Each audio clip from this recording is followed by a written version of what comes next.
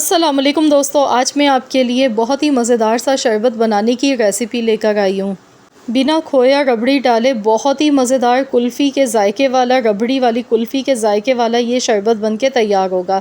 जायका ऐसा आपको आएगा, ऐसी फ़ीलिंग महसूस होगी इसको पीते टाइम जैसे आप कुल्फ़ी खा रहे हैं खोए वाली। इतनी मज़ेदार इस शरबत को बनाने की रेसिपी है, बहुत सस्ती रेसिपी है, हर कोई आसानी के साथ बना सकता है क्योंकि इसमें ना तो मैंने खोया डाला है, ना रबड़ी डाली है, ना बर्फ़ी।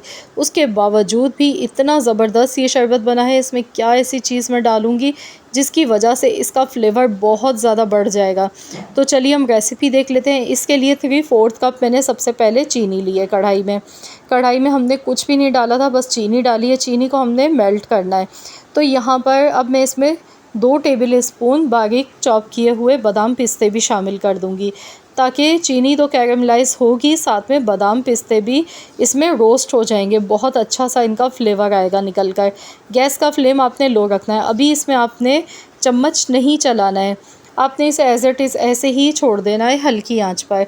जैसे जैसे चीनी मेल्ट होगी उसके बाद हम इसमें चम्मच चलाएंगे। अगर आप अभी से इसमें चम्मच चलाएंगे तो चीनी फिर मुश्किल से मेल्ट होती है, तो इसीलिए आपने इसे हल्की आंच पर ऐसे ही रख देना है।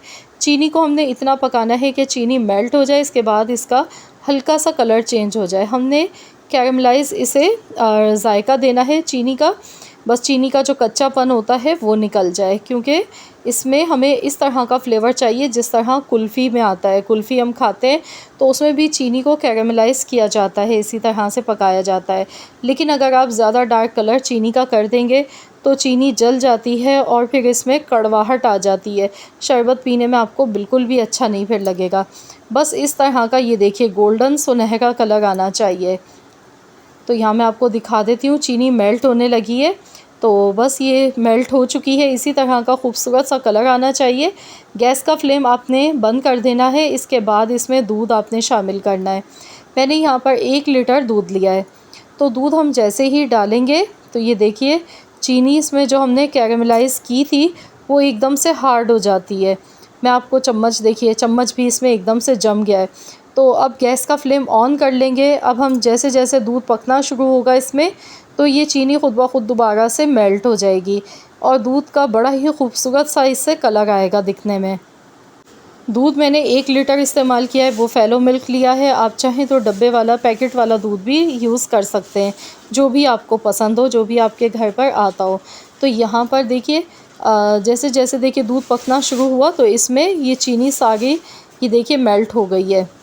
तो चलिए अब मैं आपको वो चीज़ बताऊंगी जो हम खोया डालने के बजाय हम इसमें यूज़ करेंगे, जिसको डालने से ऐसा जायका आएगा जैसे इसमें खोया डला हुआ है।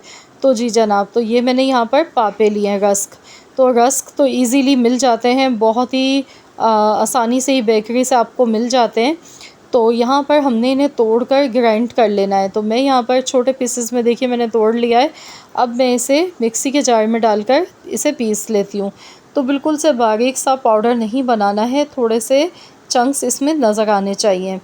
तो यहाँ पर ये भी इसमें शामिल कर देते हैं। मैंने यहाँ पर 3 रस्क लिए थे, तो ये मैंने इसमें शामिल कर दिए दूध में।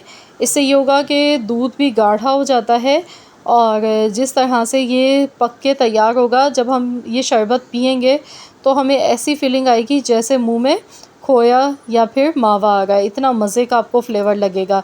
1 टीस्पून हरी इलायची का पाउडर इसमें शामिल किया, लाजमी शामिल कीजिएगा, बहुत ही अच्छा फ्लेवर आएगा। तो बिल्कुल मलाई खोए वाली जो कुल्फ़ी होती है वही जायका मिलेगा। लेकिन मैंने बहुत कोशिश की है, बजट फ्रेंडली रेसिपी बताई है। इसमें ना तो मैंने मलाई का इस्तेमाल किया, ना मैंने इसमें खोया डाला है। उसके बावजूद भी हम ये शरबत बनाएंगे बहुत ही मज़ेदार सा। तो यहाँ पर देखिए खूब अच्छी तरह से इसे मैंने पका लिया है। तो बस यहाँ पर अब हमने गैस का फ्लेम बंद कर देना है और इसे रूम टेम्परेचर पर ठंडा करना है। इसके बाद फ्रिज में रख दीजिएगा इसे 3 से 4 घंटे के लिए। तो मैंने भी देखिए फ्रिज में रख दिया था ठंडा होने के बाद। ठंडा होने के बाद ये देखिए माशाल्लाह से काफ़ी ज़्यादा ये थिक हो चुका है, ये देखें। और इसका दिखने में कलर भी देखिए कितना प्यारा लग रहा है। अब इसमें हम तुखमलंगा शामिल कर देंगे। तो मैंने यहाँ पर 1 टेबल स्पून तुखमलंगा भिगो कर रख दिया था पहले से। तो वैसे भी इसकी तासीर भी ठंडी होती है, इस मौसम में बहुत ही ज़बरदस्त लगता है। तो यहाँ पर हस्ब ज़रूरत हमने तुखमलंगा इसमें शामिल करना है और इसे अच्छी तरह से हमने मिला लेना है। तो अभी इसे मज़ीद और ज़ायकेदार बनाने के लिए एक छोटा सा काम मज़ीद और हम करेंगे। तो यहाँ पर देखिए मैंने अच्छी तरह से मिला लिया। तो देखिए कितना गाढ़ा शरबत ये बनके तैयार हुआ है। ये देखिए मैं आपको क्लोज़ करके दिखा गई हूँ। अब इसका फ्लेवर बढ़ाने के लिए इसमें रूह अफ़ज़ा हम ऊपर से थोड़ा सा डाल देंगे। इससे ये बिल्कुल ऑप्शनल है, आप चाहें तो डालें, आप चाहें तो स्किप कर दें। अगर आप नहीं डालना चाह रहे हैं तो फिर आप नहीं डालें, ऐसे भी आप इसे एज़ इट इज़ भी पी सकते हैं शरबत को। तो मैंने यहाँ पर इसमें थोड़ा सा रूह अफ़ज़ा डाला है। तो इसे अच्छी तरह से हमने मिला लेना है।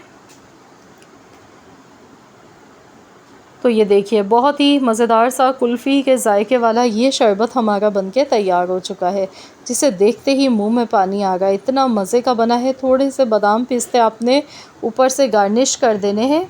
इसके बाद हमने सर्व करना है। तो चलिए अब हम इसे गिलास में सर्व कर लेते हैं। मैं आपको दिखाती हूँ।